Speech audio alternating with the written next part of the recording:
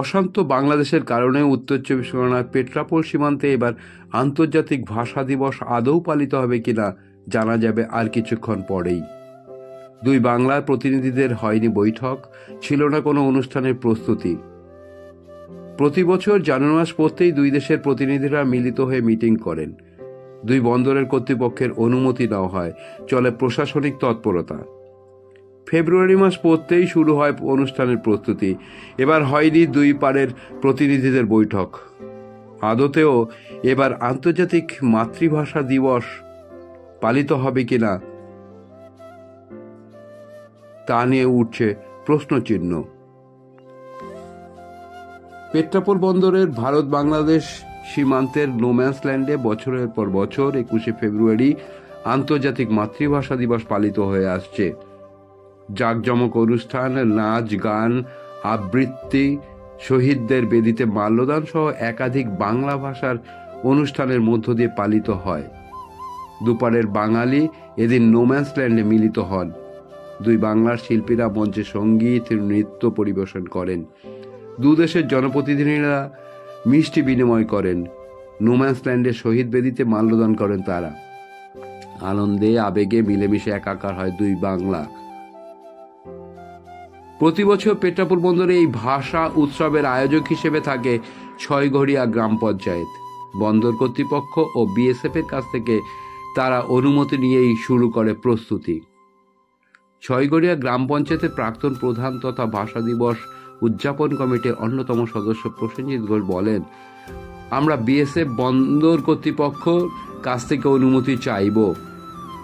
বাংলাদেশের কোনো প্রতিনিধিরা এবার যোগাযোগ করেননি। তিনি আরো বলেন, এবার কিছুই দেখা যাচ্ছে না। অশান্ত বাংলাদেশ, কি বলবো? 21শে ফেব্রুয়ারি আন্তর্জাতিক মাতৃভাষা দিবস, সেটা আমাদের আবেগ এবং প্রতি বছরই বর্ডার পেট্রাপোল সীমান্তে ওখানে অনুষ্ঠান হয় এবং দুই বাংলার মানুষ একত্রিত হয়ে সেই অনুষ্ঠান উপভোগ করে এবং ভাষা শহীদদের প্রতি শ্রদ্ধা জানানো হয়। কিন্তু এবছর বাংলাদেশের যে উদ্বুদ্ধ পরিস্থিতি এবং সেই পরিস্থিতির নিরিখে দাঁড়িয়ে এবছর সেই অনুষ্ঠানের এখনও আয়োজন ব্যাপারে এখনও কোনো সিদ্ধান্ত নেওয়া হয়নি।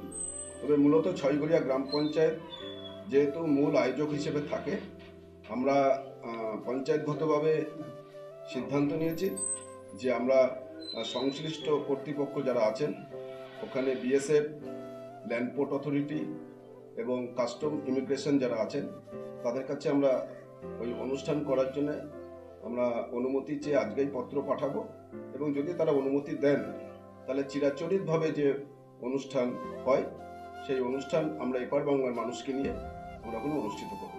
এবার কি আপনাদের ওই বাংলাদেশিদের নিয়ে যে বাংলাদেশের কবি সাহিত্যিক আসতে পারে যে অনুষ্ঠানটা হতো, একটা সমন্বয় থাকতো দেশের মধ্যে, এবার কি সে চিত্র আমরা দেখতে পাবো? না, দেখুন, সমন্বয়টা তো দুই দেশের পক্ষ থেকে একটা সমন্বয় কমিটি ছিল, সেই কমিটির পক্ষ থেকে এটা আয়োজন করা হতো, কিন্তু বাংলাদেশের পক্ষ থেকে এখনো সেরকম কোনো সাড়া আমরা পাইনি, বা সমন্বয় কমিটিতে যারা সেই সময় নেতৃত্ব দিতেন বা যারা থাকতেন তাদের পক্ষ থেকেও আমরা এখন সেরকম কোনো সাড়া পাইনি।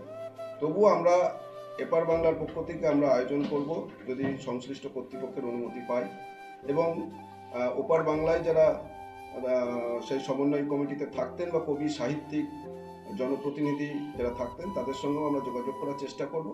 যদি সম্ভব হয় বাঙালির এই আবেগ আন্তর্জাতিক মাতৃভাষা দিবস যাতে আবার সেই আবেগ মানুষ পুনরায় পেতে পারে, তার যথাযথ ব্যবস্থাপনা সেগুলো করা হবে। শুনশান পেট্রাপোলে দাঁড়িয়ে হতাশার সুর শোনালেন সাহিত্যপ্রেমী, ভাষাপ্রেমী সহ বন্দরের ব্যবসায়ীরা। তাদের বক্তব্য, এই দিনটির জন্য আমরা অপেক্ষায় থাকি। ভাষা দিবস এটা তো শুধু পেট্রাপোল বন্দরের না, এটা সমগ্র বাঙালি জাতির সাথে জড়িত, এবং শুধু এটা ভাষা দিবসটা বাংলাদেশের না, এটা আমাদের পশ্চিমবঙ্গ এবং বাংলাদেশের সমস্ত বাঙালি জাতির রক্তের অস্থিমজ্জার সাথে জড়িত।